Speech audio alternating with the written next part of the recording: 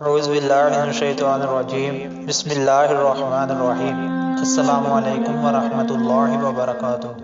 ناظرین، آپ کو اپنے channel Ali Raza T V میں خوش آمدید کہتے ہیں۔ آج میں آپ کو ایک پیاری سی بات بتاؤں گا کہ ایسی کون سی وجوہات ہیں جن وجوہات کی بنا پر انسان بدل جاتا ہے۔ تو شروع کرتے ہیں آج کی ویڈیو۔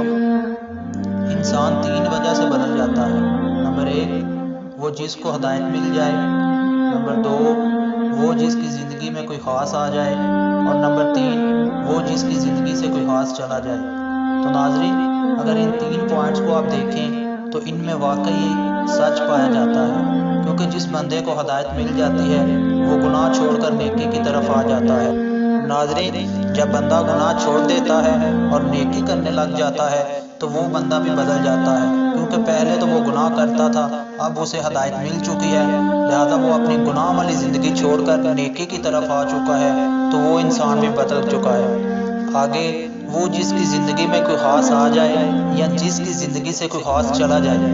ناظرین، آپ نے اکثر یہ بات سنی ہوگی کہ ہر کامیاب بندے کے پیچھے کوئی نہ کوئی ایسا واقعہ، کوئی نہ کوئی ایسا قصہ یا کچھ نہ کچھ ایسا ضرور ہوتا ہے جو اس کی ساری زندگی کو بدل دیتا ہے، اور اس قصے کی وجہ سے، اس واقعے کی وجہ سے انسان بدل جاتا ہے۔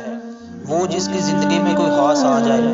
ناظرین، انسان اکثر تبھی بدلتا ہے جب اسے پہلے سے زیادہ کچھ بہتر مل جاتا ہے۔